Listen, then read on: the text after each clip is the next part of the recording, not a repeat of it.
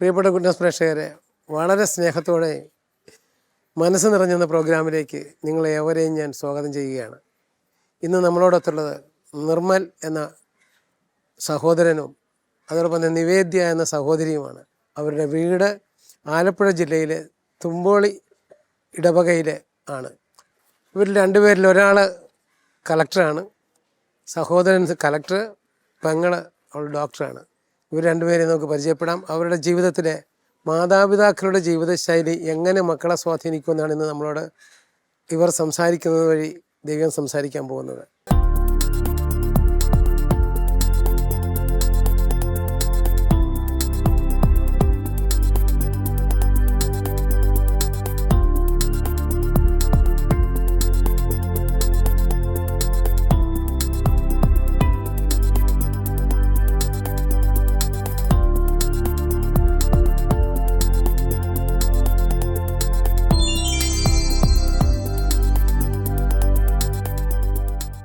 ഈ മനസ്സ് നിറഞ്ഞെന്ന പ്രോഗ്രാമിൽ ഞങ്ങൾ കൊണ്ടുവരുന്നത് ദൈവത്തിൻ്റെ പ്രത്യേകമായ ചില കയ്യൊപ്പ് കിട്ടിയ മനുഷ്യരെയാണ്.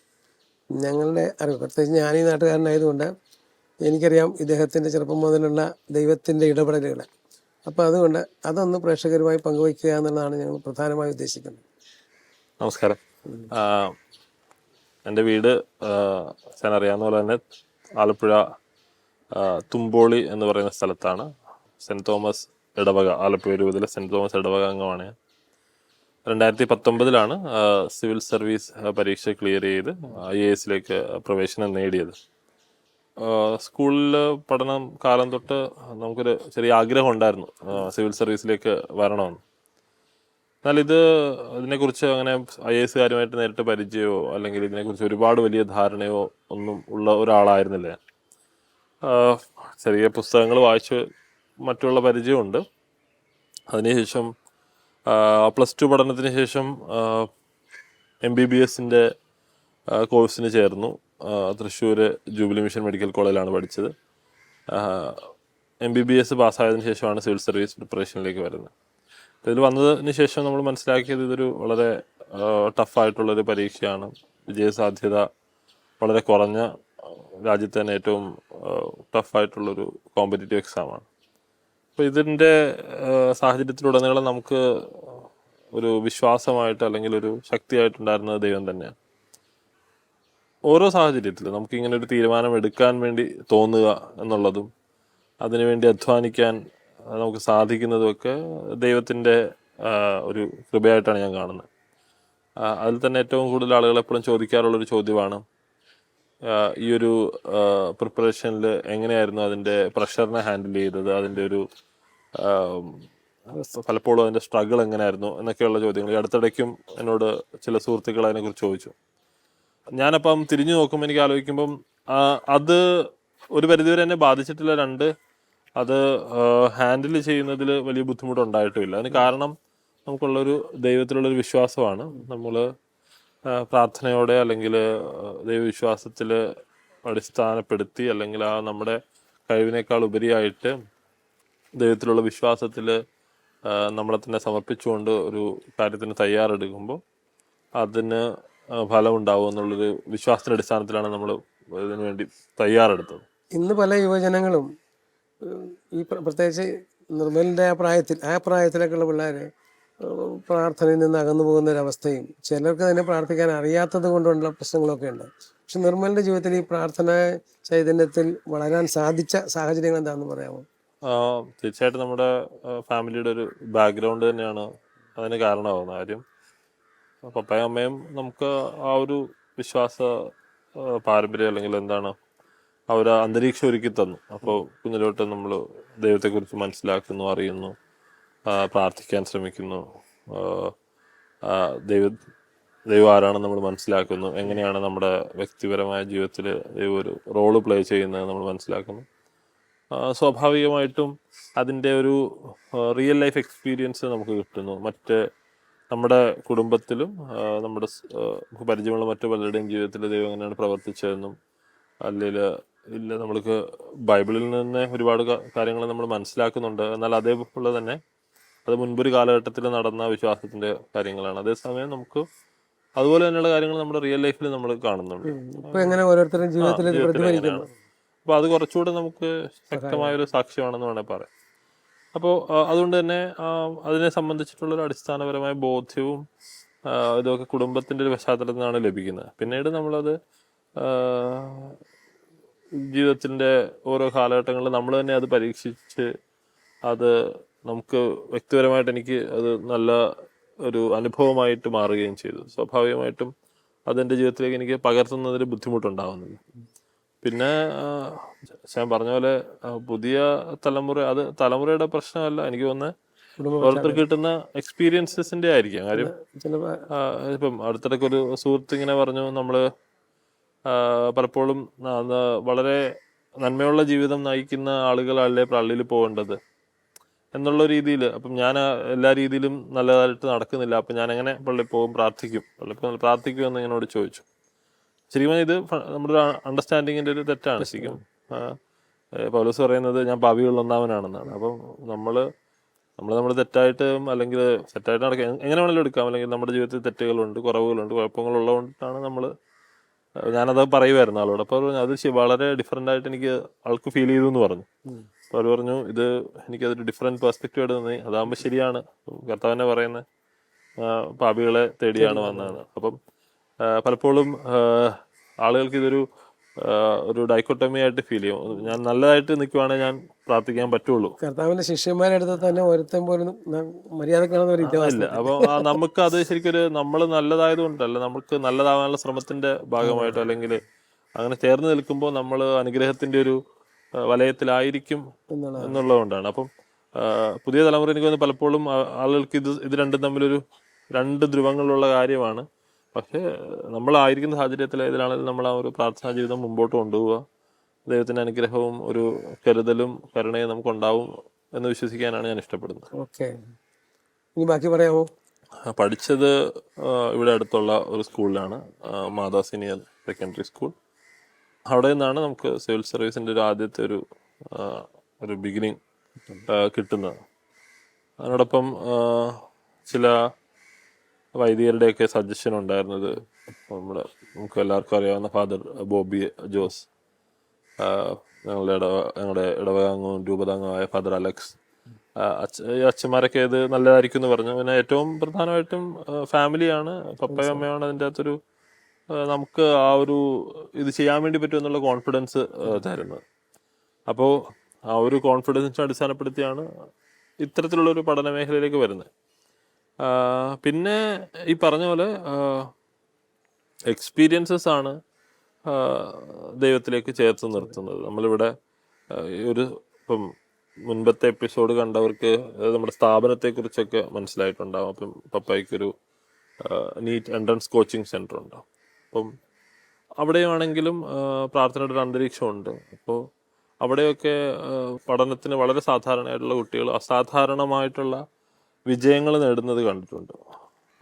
എന്ന് പറഞ്ഞാൽ തികച്ചും അസാധ്യമായ അവസ്ഥകളിൽ നിന്ന്, പഠനാവസ്ഥകളിൽ നിന്നും അസാധാരണ വിജയങ്ങൾ നേടി പോകുന്നത് കണ്ടിട്ടുണ്ട്. ഞാനും കേട്ടിട്ടുണ്ട്, വളരെ ലോവർ ലെവലിലുള്ള പിള്ളേർ ഇവിടെ വന്ന് വർഷങ്ങൾ കൊണ്ട് പെട്ടെന്ന് ഇപ്പോൾ 60% മാർക്കുള്ള ആളുകൾ മുതൽ നമ്മളുടെ ഒരു റിസൾട്ടിന്റെ ഒരു 60% വരെ ഉള്ള കുട്ടികൾ ഒരു 80% താഴെ മാർക്കുള്ളവരായിരിക്കും എല്ലാ കൊല്ലവും.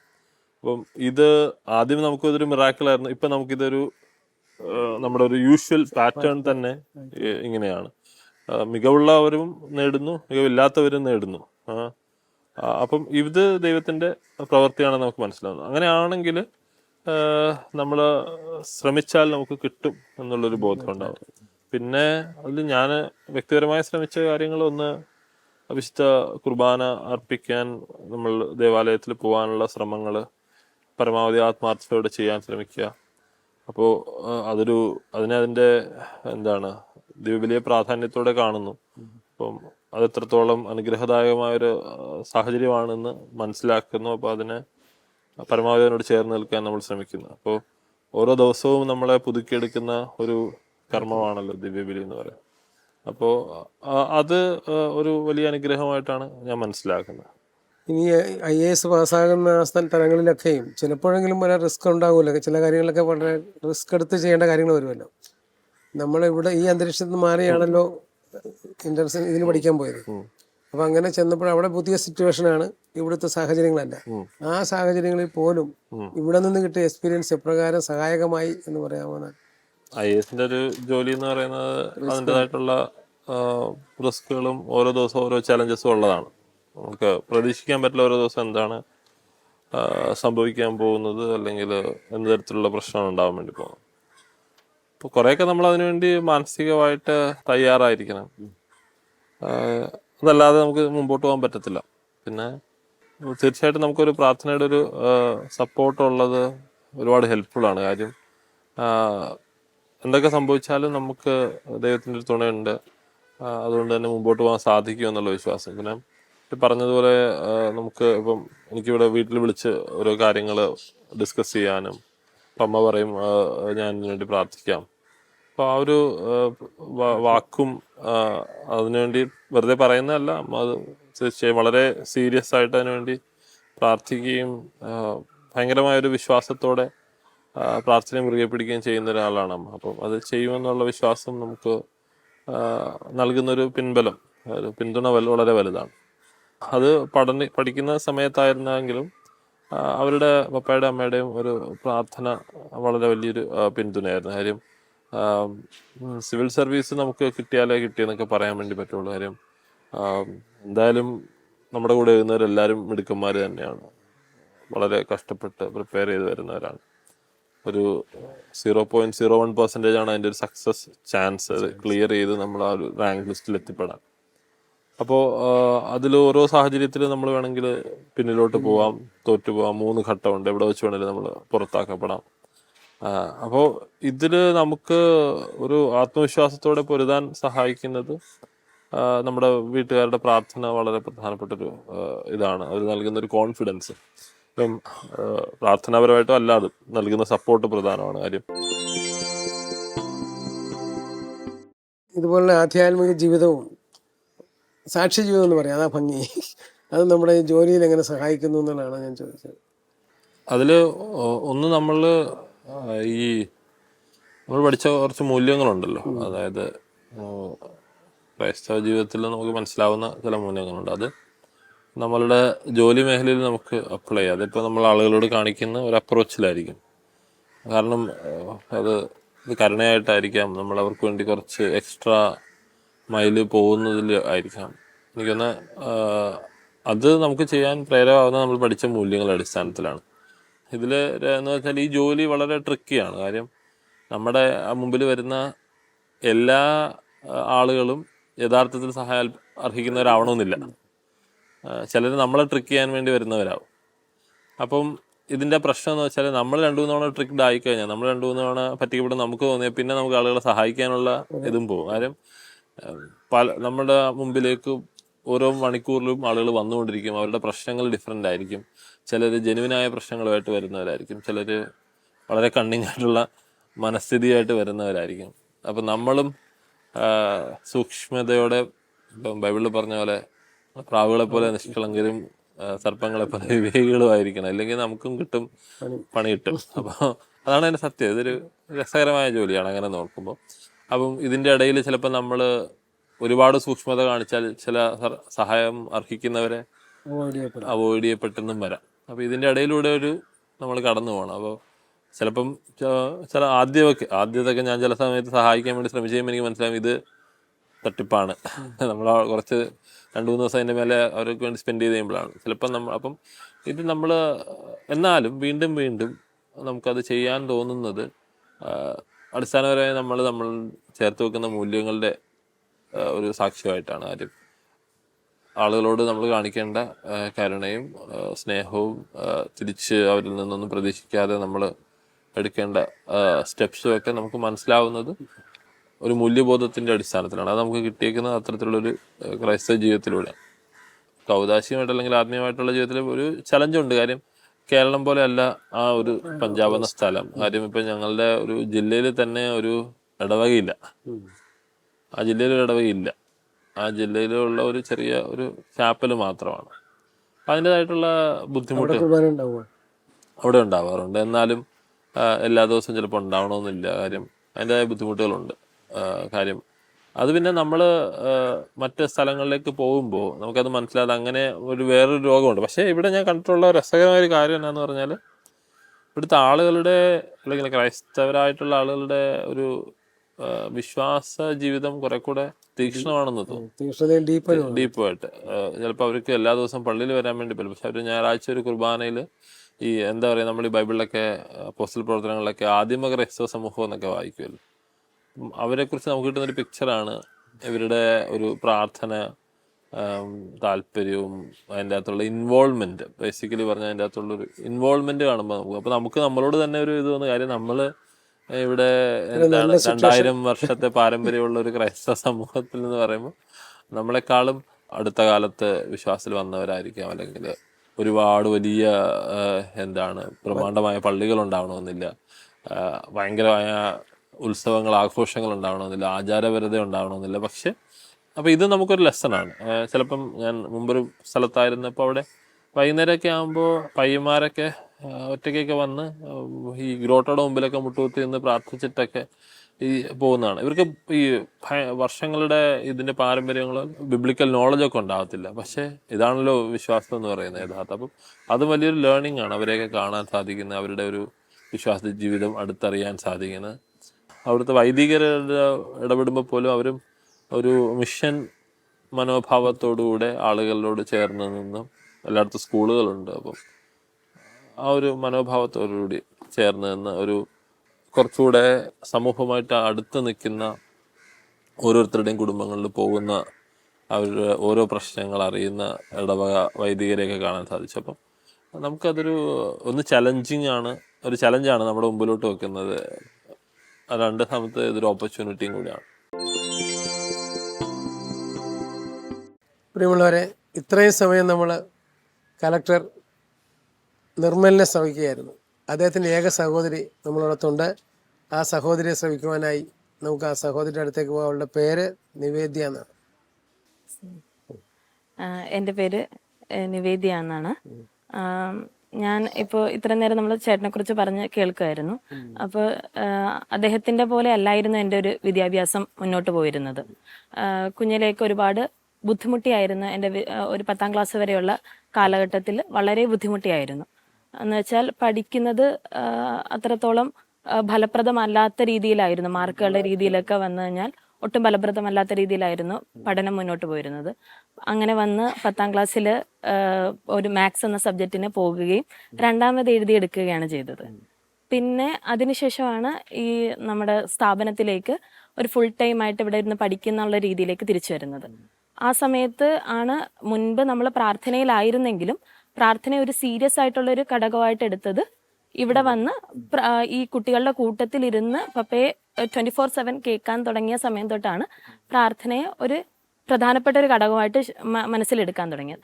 അന്ന് ഒരു ധ്യാനത്തിൻ്റെ സമയത്ത് ഇങ്ങനെ ഒരു വചനമുണ്ടായിരുന്നു: പരിശുദ്ധാത്മാവ് വരുമ്പോൾ നിങ്ങളെ എല്ലാ കാര്യങ്ങളും അനുസ്മരിപ്പിക്കും. അപ്പൊ എനിക്ക് ഏറ്റവും പ്രശ്നമായിട്ട് തോന്നിയിരുന്നത് ഈ മറവി എന്നുള്ളൊരു കാര്യമാണ്. അപ്പൊ ഞാൻ പഠിക്കുന്നുണ്ട്, ഹാർഡ് വർക്കർ ആയിരുന്നു. അപ്പൊ ഞാൻ അതിനുശേഷം പരിശുദ്ധാത്മാവിന്റെ അത് സ്ഥിരം ഒരു ഭാഷാവരം കിട്ടി. അപ്പൊ ഭാഷാവരം കിട്ടിയതിന് ശേഷം അത് സ്ഥിരം അത് നിരന്തരം സ്തുതിക്കാൻ തുടങ്ങി. അതിനുശേഷം എൻ്റെ ഓർമ്മയിൽ ഒരു ഡ്രമാറ്റിക് ആയിട്ടുള്ളൊരു വ്യത്യാസം വന്നു. അങ്ങനെ 10ാം ക്ലാസ്സിൽ ഫെയിലായിരുന്ന ഞാൻ +2 82% ഫിനിഷ് ചെയ്തു. അതിനുശേഷം എൻട്രൻസ് എഴുതി എനിക്ക് MBBS ചേരാൻ സാധിച്ചത്.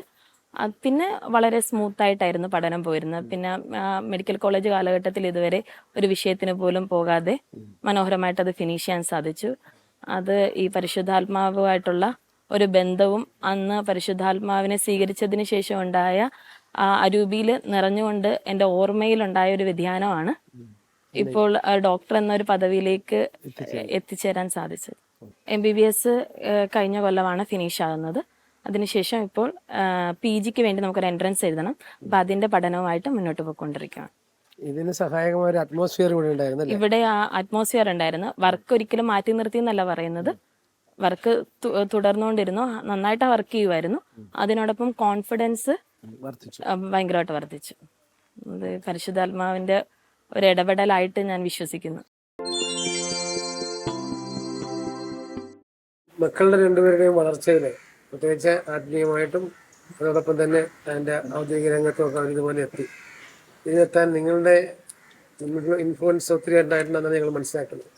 നിങ്ങൾക്ക് ഇവരെ കുറിച്ച് എന്തെങ്കിലും പറയാനുണ്ടോ? ദൈവത്തിലുള്ള ആശ്രയം പഠിപ്പിക്കുന്നതിൽ വിജയിച്ചതാണ് ഇതിന് കാരണമായിട്ട് എനിക്ക് മനസ്സിലായിട്ടുള്ളത്. എല്ലാ പ്രതിസന്ധികളിലും ആശ്രയയോഗ്യനായിട്ടുള്ള യേശുവിൻ്റെ നാമം വളരെ ചെറുപ്രായത്തിൽ തന്നെ അതവർക്ക് കൊടുക്കാനായിട്ട് സാധിക്കുകയും ഞങ്ങൾ തന്നെ ജീവിതത്തിൽ ദൈവത്തിൽ ആശ്രയിച്ച് ജീവിക്കുന്നവരെ കാണാനായിട്ട് ഇടവരികയും ചെയ്തു. അതുകൊണ്ട് ഇപ്പോഴുള്ള എൻ്റെ ഒരു കോൺഫിഡൻസ് ഇവരുടെ ജീവിതത്തിൻ്റെ കഠിനമായിട്ടുള്ള യാഥാർത്ഥ്യങ്ങളുമായിട്ട് ഇവർ അഭിമുഖീകരിക്കുന്ന സമയത്തൊക്കെ ഈശോയിലുള്ള ആശ്രയം ഇവരെ കൂടുതൽ ശക്തിപ്പെടുത്തും. ഏത് പ്രതിസന്ധിയെ അതിജീവിക്കാനായിട്ട് അവർക്ക് അത് പ്രേരണയായി തീരും എന്നുള്ളതാണ് എനിക്ക് നല്ല ഉറപ്പാണത്. കാരണം ഈ പഠന വഴികളിലും അങ്ങനെ തന്നെയായിരുന്നു. പഠനത്തിൻ്റെ വഴികളിലും രണ്ടുപേരും രണ്ട് തരം പഠിത്തക്കാരായിരുന്നു. പക്ഷേ രണ്ട് പഠിത്തക്കാരെയും നമുക്ക് ഒരേ സമയം തന്നെ ഇവർ രണ്ടുപേരും കൂടി വളർന്നു വരുമ്പോൾ മോള് സ്കൂൾ തലങ്ങളിൽ അത്ര പെർഫോമർ അല്ലായിരുന്നു. അപ്പോൾ അങ്ങനെ പെർഫോമർ അല്ലാത്ത സമയത്ത് ഒരേപോലെ രണ്ടുപേരുടെയും തലയ്ക്ക് വെച്ച് പ്രാർത്ഥിച്ചുകൊണ്ട് വിശ്വാസം പിടിച്ചു നിർത്താനായിട്ട് പരിശ്രമിക്കുമ്പോൾ നമ്മുടെ മനസ്സിൽ തന്നെ പലപ്പോഴും തോന്നും, ഒരാൾ നാച്ചുറലി മാർക്കൊക്കെ വാങ്ങി നല്ല വിജയം കൈവരിച്ചു വരുന്നു, മറ്റേയാൾക്ക് ഒന്ന് ജയിക്കാൻ തന്നെ ഒരുപാട് കഷ്ടപ്പെടുന്നതായിട്ട് കാണുന്നു.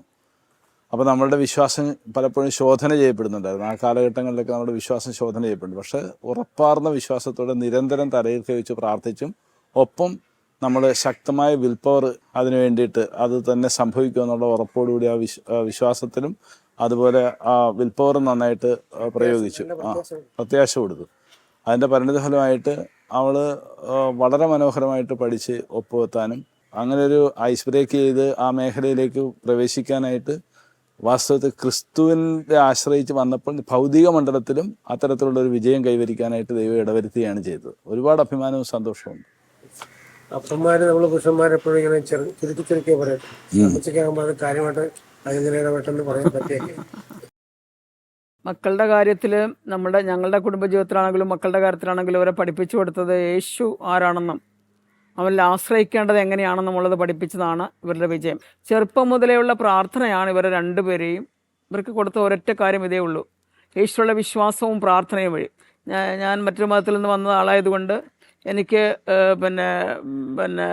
ഫാദർ ജോസഫ് കിഴക്കടമച്ചൻ്റെ കരസ്മാറ്റിക് നവീകരണ ധ്യാനത്തിലൂടെയാണ് ഞാൻ ഇതിലേക്ക് കടന്നു വരുന്നത്. യേശു ആരാണെന്നും അവൻ എന്താണെന്നും. പക്ഷേ യേശു ആരാണെന്ന് അറിഞ്ഞപ്പോഴത്തേക്ക് നേരത്തെ ഉണ്ടായിരുന്ന ഒരുപാട് സ്വഭാവങ്ങളിൽ നിന്ന് മറ്റുള്ളവരുടെ വിദ്വേഷവും വെറുപ്പും അസ്വസ്ഥയൊക്കെ അതിൽ നിന്നെല്ലാം വ്യത്യസ്തമായി ശ്രമിക്കുന്ന സ്നേഹത്തെക്കുറിച്ചുള്ള യേശുവിനെയാണ് ഞാൻ പരിചയപ്പെട്ടത്. അതുകൊണ്ട് തന്നെ വളരെ ആത്മാർത്ഥമായിട്ട് പ്രാർത്ഥിക്കുവാൻ, യേശുവിനെ മാത്രം മുറുകെ പിടിച്ചുകൊണ്ട് ജീവിതം മുന്നോട്ട് കൊണ്ടുപോകാനായിട്ട് എല്ലാ പ്രതികൂല സാഹചര്യങ്ങളിലും അവൻ മാത്രമാണ് ഏകരക്ഷകൻ എന്നുള്ള വിശ്വാസവും ബോധ്യവും ഈ കുഞ്ഞുങ്ങൾക്ക് കൊടുത്തത് കൊണ്ടും ഇവർക്ക് വേണ്ടി ധാരാളം പ്രാർത്ഥിച്ചിട്ടുണ്ട്. ഇപ്പോഴും പ്രാർത്ഥിച്ചുകൊണ്ടിരിക്കുകയാണ്. എല്ലാ ദിവസവും വിളിച്ച് ഈ മോനെ അവൻ രാത്രി അവൻ തന്നെ വിളിക്കും. അപ്പോൾ എല്ലാ ദിവസവും പ്രാർത്ഥിച്ചിട്ടാണ് ഇവനെ കിടത്തി ഉറക്കുന്നത്. മോൾ മെഡിക്കൽ കോളേജിലായിരുന്നപ്പോഴും അങ്ങനെ തന്നെ. മോൾ MBBS എടുക്കുമ്പോൾ എനിക്ക് പറയാനുള്ളത് വലിയ കഴിവും ബുദ്ധിയും ബോധവും ഇതിൻ്റെ അല്ല എനിക്ക് പറയാനുള്ളത്. അവൾ അതിതീഷ്ണമായി പ്രാർത്ഥിക്കുന്ന ഒരു കുട്ടിയാണ്. ശക്തമായി പ്രാർത്ഥിക്കാൻ പഠിപ്പിച്ചതാണ് അവൾക്ക് MBBS പാസ്സാകാനായിട്ട് സാധിച്ചത്. ഇവരുടെ ജീവിത ബന്ധാവിൽ ഇവർ എന്നും ഇവർക്ക് വേണ്ടി പ്രാർത്ഥിക്കുമ്പോൾ മോൻ്റെ അടുത്ത് പ്രാർത്ഥിക്കുമ്പോൾ എപ്പോഴും പ്രാർത്ഥിക്കും, തലമുറ തോറും യേശുക്രിസ്തുവിനെ മാത്രം പ്രഘോഷിച്ചുകൊണ്ട് യേശുക്രിസ്തുവിൻ്റെ തിരുസഭയിൽ അംഗങ്ങളായി മാത്രം ജീവിക്കാൻ നിങ്ങൾക്ക് ഭാഗ്യം നൽകണമേ എന്നുള്ള പ്രാർത്ഥനയാണ്. അല്ലാതെ മോൻ IAS കിട്ടിയതോ അല്ലെങ്കിൽ ഇവർ ഡോക്ടേഴ്സ് ആയതോ ഒന്നുമല്ല. എനിക്ക് പറയാനുള്ള ഏക കാര്യം, ഏകരക്ഷകനായ യേശുവിൽ വിശ്വസിച്ചതുകൊണ്ടും അവനോട് പ്രാർത്ഥിച്ചതുകൊണ്ടും അവനിൽ ആശ്രയിച്ചതുകൊണ്ടും മാത്രമാണ് ജീവിതത്തിൽ ഇവർക്ക് എന്തെങ്കിലും ഭൗതിക നേട്ടങ്ങൾ ഉണ്ടായിട്ടുണ്ടെങ്കിൽ അതെല്ലാം എന്തെങ്കിലും എല്ലാവർക്കും വലിയ നേട്ടങ്ങൾ ഉണ്ടായി. അതിനെല്ലാം പിന്നിൽ ഒളിച്ചിരിക്കുന്ന ഒരേ ഒരു ശക്തി യേശു മാത്രമാണ്. അവനോട് പ്രാർത്ഥിച്ചത് കൊണ്ടും അവൻ ആരാണെന്നും അവൻ്റെ മഹത്വം എന്താണെന്നും ഇവരെ പഠിപ്പിച്ചിട്ടുണ്ട്. ഇവരുടെ ജീവിത വഴികളിൽ ഇവർ വീണു പോകേണ്ട ആവശ്യമില്ല. ഇവർ വീണു പോയാൽ മുറുകെ പിടിക്കാൻ ഒരാളുണ്ട്. മോൻ തന്നെ പലപ്പോഴും പറഞ്ഞിട്ടുണ്ട്, അമ്മയും പപ്പായും ഒക്കെ ഒരുപാട് വിഷമിച്ച് ജീവിച്ച സാഹചര്യങ്ങൾ, അപ്പോൾ നിങ്ങൾ എങ്ങനെയാണ് യേശുവിനെ ആശ്രയിച്ചെന്നുള്ള വലിയ ബോധ്യമുണ്ടെന്ന്. ഇവിടെ വന്നിരിക്കുന്ന ഏത് കുട്ടികളാൾക്കാണ് നമ്മുടെ മക്കൾക്ക് കൊടുത്തിരിക്കുന്ന ഒരൊറ്റ കാര്യം ഇത് മാത്രമേ ഉള്ളൂ: നിങ്ങൾ പ്രാർത്ഥിക്കണം, നിങ്ങൾ യേശു. അതുകൊണ്ട് നിങ്ങൾ മറ്റുള്ളവരോട് നന്മ ചെയ്യുവാൻ നിങ്ങൾ പഠിച്ചിരിക്കണം.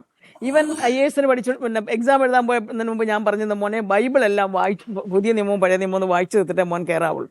അത് സമയമില്ലല്ലോ. ഞാൻ പറഞ്ഞില്ല, ഞാൻ വായിച്ചു ഒരാഴ്ചക്ക് മുമ്പ് ഞാൻ വായിച്ചു തീർന്നിട്ട് ഇവനോട് വിളിച്ച് പറഞ്ഞു, ഞാൻ വായിച്ചു തീർന്നു, എൻ്റെ ഭാഗം ഞാൻ ക്ലിയർ ആക്കിയിട്ടുണ്ട്. ഇനി മോൻ്റെ അത് വായിച്ചിട്ടേ പോകാവുള്ളൂ. ഇവൻ്റെ ഏത് പേപ്പറാണെന്ന് ഞാനിപ്പോൾ ഓർക്കുന്നില്ല, ഞാൻ മുമ്പ് എപ്പോഴും ആ പേപ്പർ ഓർക്കുന്നുണ്ടായിരുന്നു. അവൻ രാവിലെ പറഞ്ഞു, അമ്മ ഇന്ന് വൈകുന്നേരം ഉച്ച കഴിഞ്ഞാണ് എക്സാം. എന്നോട് പറഞ്ഞു, ഞാൻ ഇന്ന് രാവിലെ വായിക്കാനുള്ള ഇതൊന്നും വായിച്ചു തീർത്തില്ല. ഞാൻ കൊച്ചിൽ ബൈബിൾ വായിച്ചു തീർക്കണമായിരുന്നു. അമ്മ പറഞ്ഞല്ലോ അത് വായിച്ചു തീർന്നിട്ടേ കയറാവുള്ളൂ. ആ പേപ്പറിനാണ് ഏറ്റവും കൂടുതൽ മാർക്ക് റിസൾട്ട് വന്നപ്പോൾ. അപ്പോൾ ഇവരെ പഠിപ്പിച്ചു കൊടുത്ത ഒരൊറ്റ കാര്യം മാത്രമേ ഉള്ളൂ: പ്രാർത്ഥിക്കാൻ പഠിപ്പിച്ചു. മക്കള് ജ്ഞാനത്തിലും പ്രായത്തിലും ഒക്കെ വളരുവാൻ മാതാപിതാക്കളുടെ ജീവിതശൈലി എന്തുമാത്രം സഹായകമാകുമെന്ന് ഞങ്ങൾക്ക് ഇത്ര നേരം നിങ്ങളോടുകൂടി ആയിരുന്നപ്പോൾ മനസ്സിലായി. മാത്രമല്ല, മാതാപിതാക്കളുടെ എന്ത് കൃപ അവരിലുണ്ടോ ആ കൃപ മക്കളിലേക്ക് പകരുന്നതിൽ ഇന്ന് പലരും പരാജയപ്പെടുകയാണ്. അത് നിങ്ങൾക്കുണ്ടായത്, നിങ്ങൾ പറഞ്ഞു കേട്ടപ്പോൾ എനിക്ക് മനസ്സിലായത്, അമ്മയുടെ ഉദരത്തിലായിരുന്നപ്പോഴേ തന്നെ കുഞ്ഞുങ്ങൾക്ക് ഇത് കൊടുത്തു എന്നുള്ളതാണ്. വിശ്വാസം പകരേണ്ടത് പ്രായമായി കഴിഞ്ഞല്ല, വിശ്വാസം പകരേണ്ടത് കുട്ടിയായിരിക്കുമ്പോൾ തന്നെയാണ്. ജ്ഞാനസ്നാനത്തിലൂടെ തന്നെ വിശ്വാസം കുട്ടിയിൽ നിക്ഷേപിച്ചിട്ടാണ് നിങ്ങളുടെ മക്കൾക്ക് നിങ്ങൾ ജ്ഞാനസ്നാനം കൊടുത്തത്. അതിൻ്റെ കാരണം ഗർഭസ്ഥാവസ്ഥയിൽ തന്നെ അവർക്ക് കിട്ടി. അതുകൊണ്ട് ഇവർ രണ്ടുപേരും സഭയ്ക്ക് വലിയ അസറ്റായി തീരട്ടെ എന്ന് ഞാൻ ആശംസിക്കുന്നു. ഞങ്ങളോട് സഹകരിച്ചതിൽ ഏറെ സന്തോഷമുണ്ട്. എല്ലാവർക്കും ഈശോ മിശിഹായ്ക്കും സ്തുതിയായിരിക്കട്ടെ. പ്രിയപ്പെട്ട ഗുഡ്നസ് പ്രേക്ഷകരെ, കഴിഞ്ഞ നിമിഷങ്ങളിൽ വാസ്തവത്തിൽ നമ്മൾ വളരെ ശ്രദ്ധയോടെ കേട്ടിരിക്കുകയായിരുന്നു ഇവരെ. കാരണം ഒരു കുടുംബം ഒന്നിച്ച് മാതാപിതാക്കളുടെ വിശ്വാസ ജീവിതം എങ്ങനെ മക്കളിലേക്ക് പകരാം, മാത്രമാണോ ഒന്നിച്ച് യേശു കടന്നു വരുമ്പോൾ പരിശുദ്ധാത്മാവിൻ്റെ ദാനമായ ജ്ഞാനവും വിവേകവും അറിവും ബുദ്ധിശക്തിയൊക്കെ എങ്ങനെ കുഞ്ഞുങ്ങളിൽ കാണാമെന്ന് നമ്മൾ കണ്ടു ഇവരുടെ ജീവിതത്തിലൂടെ. ഇവരുടെ ജീവിതാനുഭവം അനേകർക്ക് ഉപകാരപ്രദമാകട്ടെ. നമുക്കും ഇവരെ പോലെ പ്രാർത്ഥിക്കുന്നവരാകാം. നമുക്കും കുട്ടികളും അമ്മയുടെ ഉദരത്തിലായിരിക്കുമ്പോൾ തൊട്ട് പ്രാർത്ഥിക്കുന്ന മാതാപിതാക്കളാകുവാൻ ഇപ്പോഴത്തെ ഇവരുടെ അനുഭവ സാക്ഷ്യം ഇടയാക്കട്ടെ. അടുത്ത ആഴ്ചയിലെ മറ്റൊരു സന്ദേശവുമായി മറ്റൊരു വ്യക്തിയെ നമുക്ക് കണ്ടുമുട്ടുന്നത് വരെ എല്ലാവർക്കും ഈശോ മിശിഹായ്ക്ക് സ്തുതിയായിരിക്കട്ടെ.